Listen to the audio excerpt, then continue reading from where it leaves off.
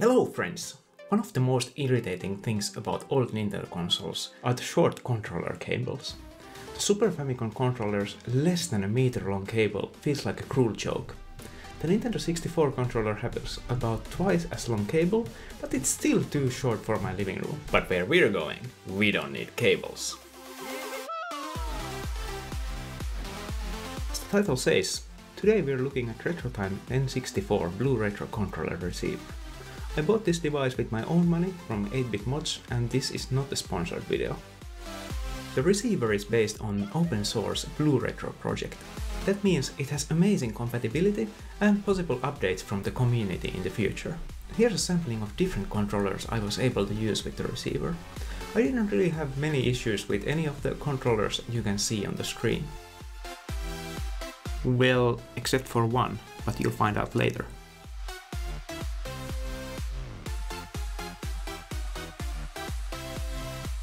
According to the usually reliable RetroRGB site, other Blue Retro-based receivers have had less than a frame of lag with latest PlayStation and Xbox controllers. That's a very good result for a Bluetooth controller. I didn't have means to reliably test the controller lag, but I certainly didn't feel the lag in my testing. The open source project is very active, and this RetroTime one is just one commercial project based on it. If you're a tinkerer, you can even build your own receiver with ESP32 and some cables. This also means you can get updates for this device in the future, regardless of the manufacturer. Most of the features mentioned in this review are actually features of the Blue Retro and apply to other devices based on the same project as well. The Blue Retro platform itself supports a wide range of different consoles, but this specific device is only for Nintendo 64. The receiver comes in a simple but nice box. Inside you'll find a small quick start guide and the device itself.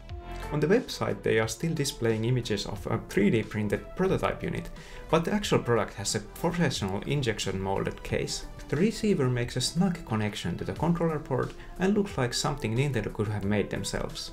It's about the same size as the GameCube Wavebird receiver. The simple device has just one button and a simple status LED. It comes in a retro grey color that matches the color of the controller ports and the console perfectly.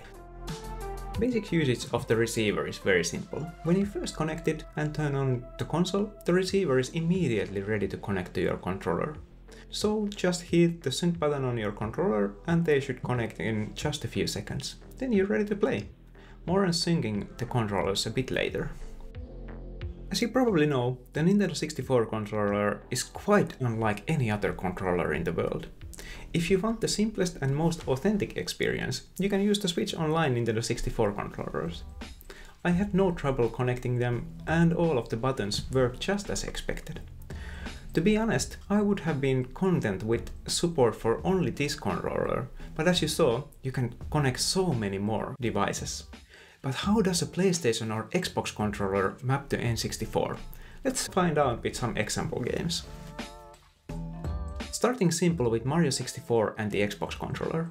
You move with the left stick, jump with A button and punch with X.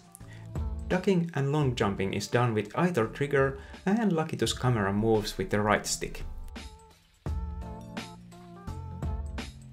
Finally, the burger button pauses the game. Perfect! Now let's connect the DualShock 4 and check out Mario Kart. Cross is acceleration and square is the brakes. I would have expected the circle button to be brakes, but this is a very ergonomic arrangement. You fire your items with R2 or L2 and drift with R1 button. Not exactly like Mario Kart 8, but very playable. Now let's try the Switch Pro controller with some Ocarina of Time. This game's controls are fundamentally designed around the unique N64 controller, but how do they work with modern standard? Just like Breath of the Wild, you do basic sword attack with Y and Z target enemies with ZL, but that's where the similarities end. The context-sensitive action is mapped to the A button on the Switch, but here it's on the B button instead. R button raises your shield, and L is the essential button for toggling the map on and off.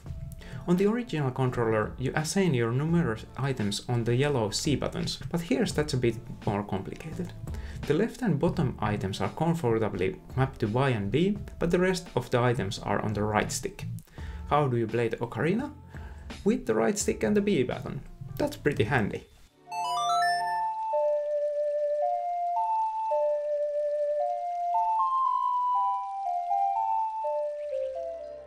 Now I get it. The C buttons are mapped to the right stick and on the two face buttons.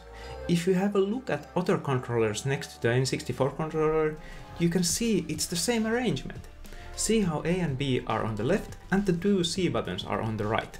That works great in Smash Bros., which now has attacking and jumping on their face buttons.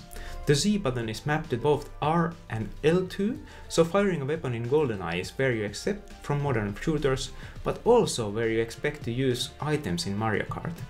Now that's a nice compromise that works pretty well with almost all the games I've tested with different controllers. But what if you don't like compromises? Well, since Blue Retro is an enthusiast project, you can bet it's very customizable. You can connect to the configuration app by opening blueretro.io on compatible browser on a device with Bluetooth. Once you have the page open in your browser, hit the sync button to disconnect any controllers, enter the advanced settings and hit connect.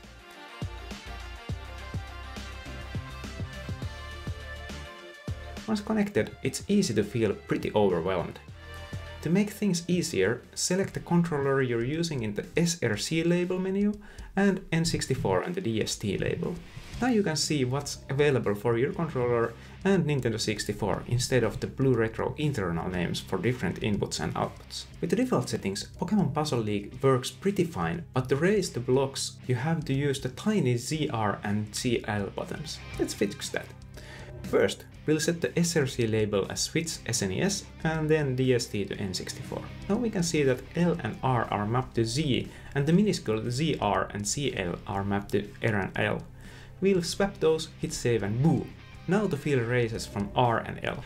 Time to kick Gary's butt and get on with the game. Smell ya later! GoldenEye 64 and its spiritual successor Perfect Dark had exceptionally good options for customizing your controls. By default, the Xbox controller works fine for the standard old-school single-stick controls where you move and turn with just the left stick. The game also allows you to connect two controllers for a surprisingly modern dual-stick experience. That also works fine with two receivers and two Switch Online controllers, but we can do even better. Let's turn on the 1.2 solitaire layout.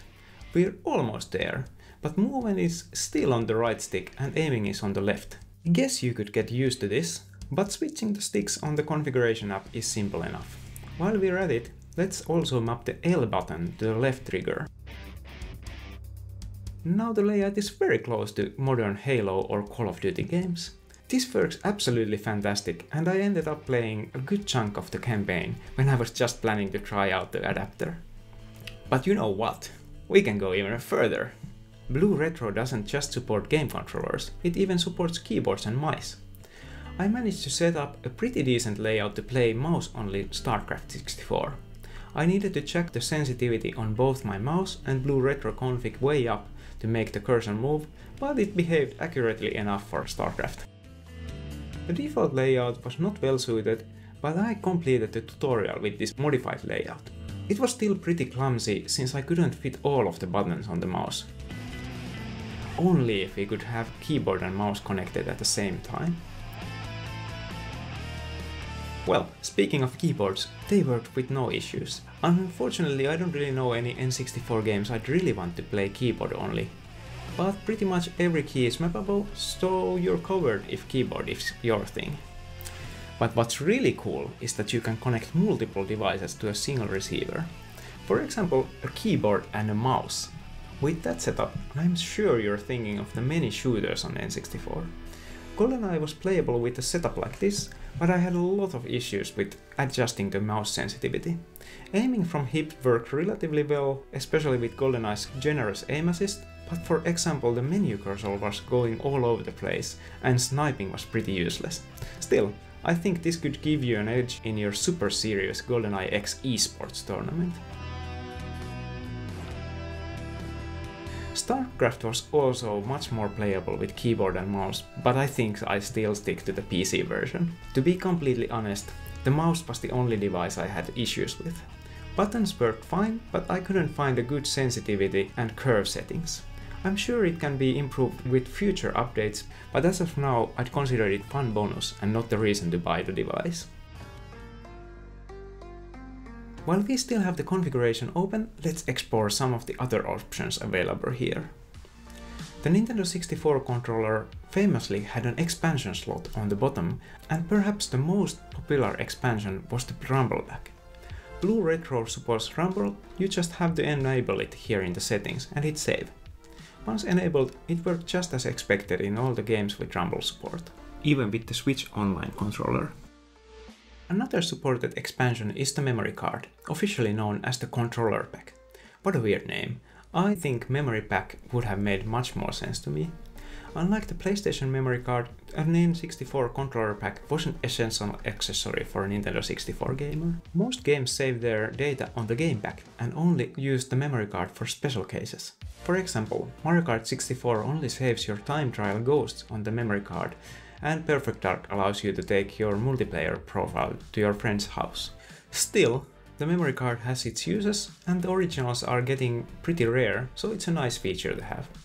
You even get 4 different banks to store your games in, which is handy since one controller pack can hold only a pretty limited amount of data. The Settings app even allows you to virtually connect the controller pack and the Rumble pack at the same time, but this isn't physically possible on a real N64 controller, and games mostly gave different error messages with this configuration. A cool extra feature available in the configuration app is the ability to wirelessly download and upload memory card save files. This allows, for example, sharing the Mario Kart Ghost files between the original console and Mario Kart 64 HD in an emulator, or for speedrunners to share their best records online.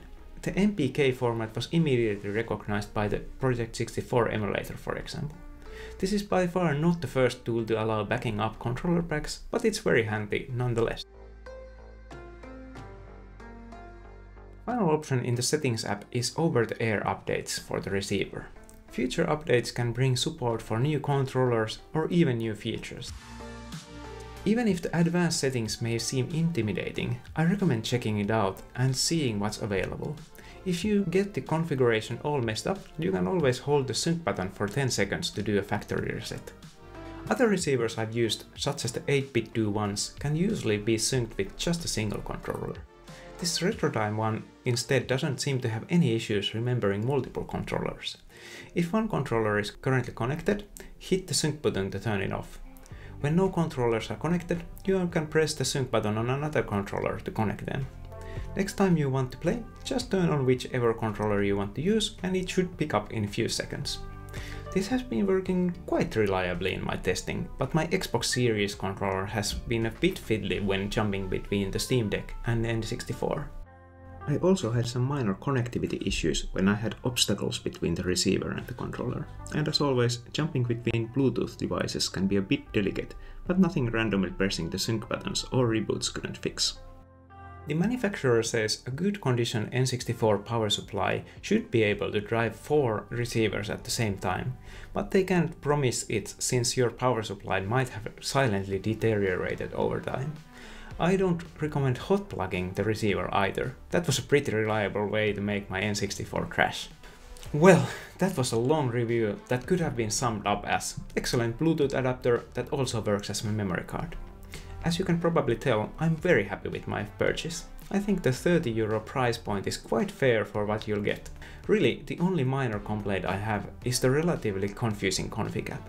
But as everything related to Blue Retro, the config app is also open source and under active development, so it can be improved over time. I think these kinds of controller adapters are quite revolutionary for old consoles. It's not just the wireless freedom. New controllers also have much better analog sticks than vintage N64 controllers. If you want to have the most authentic experience, you can always track down the Nintendo Switch Online controller. Even if you don't end up getting this specific adapter, I recommend keeping the Blue Retro project in your mind for the future. This RetroTime adapter is a great product, but it's only possible because it's built on the amazing Blue Retro platform. Well, that's all for today. Remember the usual like, subscribe, comment and all the good stuff below, and see you next time.